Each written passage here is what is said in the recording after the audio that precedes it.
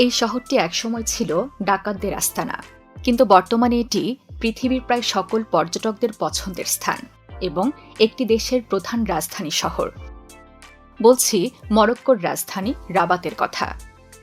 পরিকল্পিত শহর ব্যবস্থাপনা, প্রশস্ত রাস্তা, শান্ত পরিবেশ এবং সমৃদ্ধ সাংস্কৃতিক জীবনের কারণে বর্তমানে এই শহরটি পর্যটকদের জন্য এক অনন্য অভিজ্ঞতার স্থান। চলুন বিশ্বপ্রান্তরের আজকের পর্বে পর্যটকদের প্রথম পছন্দ রাবাত শহর সম্পর্কে জেনে নেই নানা জানা অজানা গল্প।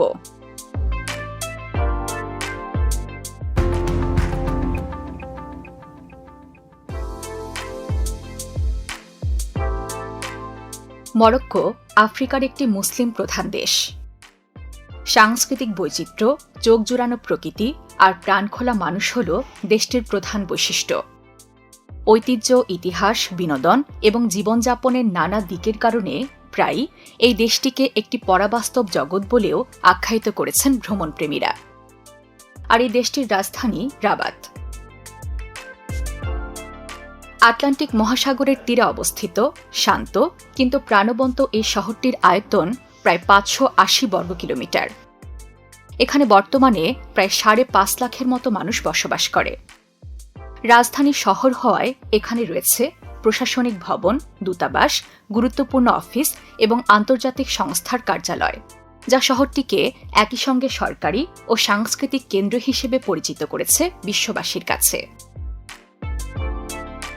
রাবাত মরক্কোর আধুনিক রাজধানী হলেও এর অতীত গৌরব প্রায় ১০০০ বছরেরও বেশি পুরনো।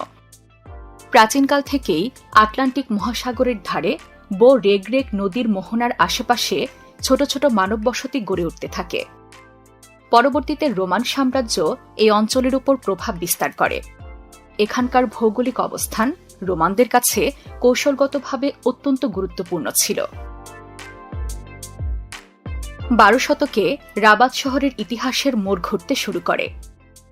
এ সময় আল মুহাদ খিলাফতের শাসক ইয়াকুব আল মানসুর বর্তমান রাবাতে একটি বিশাল সামরিক দুর্গ গড়ে তোলেন। রিবাত আল ফাত্তাহ বা বিজয়ের দুর্গ নামে পরিচিত এই দুর্গ থেকেই পরবর্তীতে শহরটির নাম হয় রাবাত।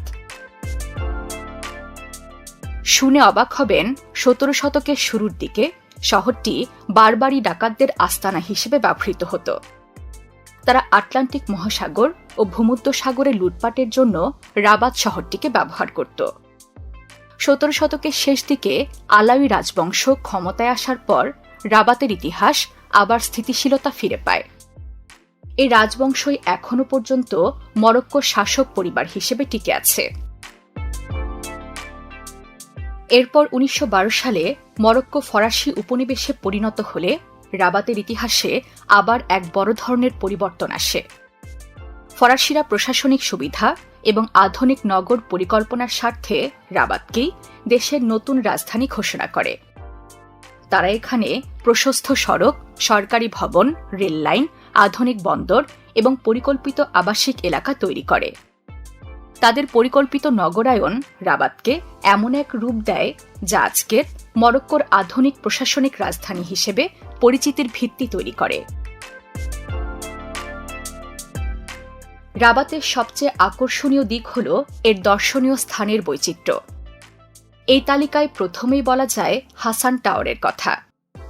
লাল ব্লক পাথরের এই মিনারটির চারপাশে সুন্দর বাগান এবং খোলা চত্বর রয়েছে, যেখানে দর্শনার্থীরা হাঁটাহাঁটি করতে পারে। মিনারের আশেপাশের বাগানে হাঁটাহাঁটি করার সময় স্থানীয় ফুলের সুবাস এবং ছোট ফোয়ারার নীরব জলধারা উপভোগ করা যায়। বিশেষ করে সূর্যাস্তের সময় এখানে দাঁড়ালে হাসান টাওয়ার এবং আশেপাশের শহরের মনোরম দৃশ্য উপভোগ করা যায়। হাসান টাওয়ারের পাশে অবস্থিত মাউসোলিয়াম অফ ফিফথ মোহাম্মদ রাবাতের অন্যতম গুরুত্বপূর্ণ নিদর্শন। এই স্থাপনায় রাজা পঞ্চম মোহাম্মদের সমাধি রাখা হয়েছে।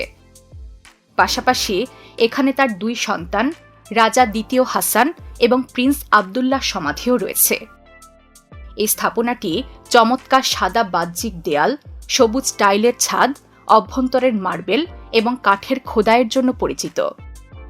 এটি মরক্কোর কয়েকটি ধর্মীয় নিদর্শনের মধ্যে অন্যতম, যেখানে বিভিন্ন ধর্মের দর্শনার্থীরাও প্রবেশ করতে পারেন। রাবাত ঘুরতে গেলে শহরের সেন্ট পিটার ক্যাথেড্রাল ঘুরে দেখতে কোনো পর্যটকই ভুলে যান না।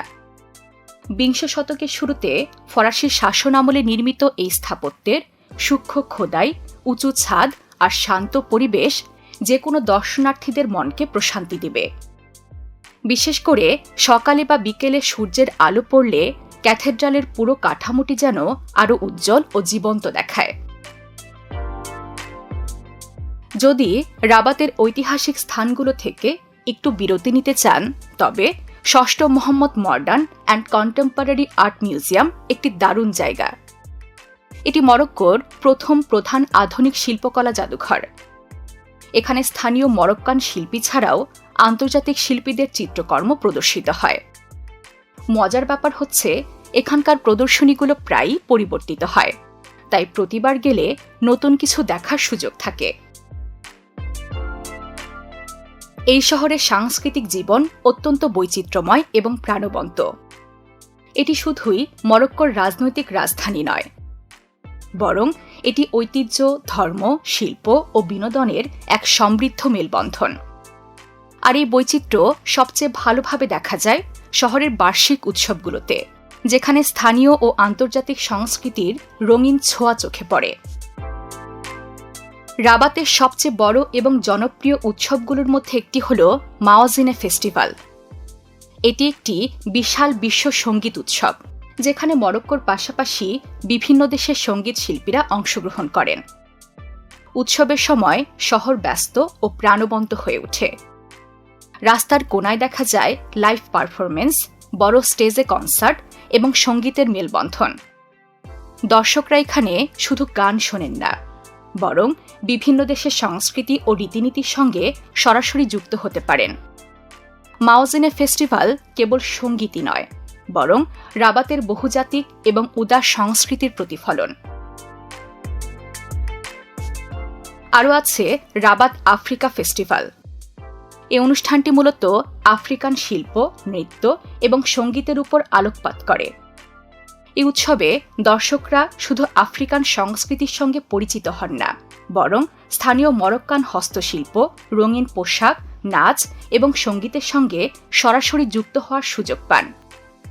এখানে ঘুরে দেখলে শহরের সাংস্কৃতিক বৈচিত্র্য আরও ঘনিষ্ঠভাবে অনুভব করা যায়, আর পর্যটকরা যেন এই শহরের প্রাণবন্ত এবং রঙিন সংস্কৃতির অংশ হয়ে ওঠেন।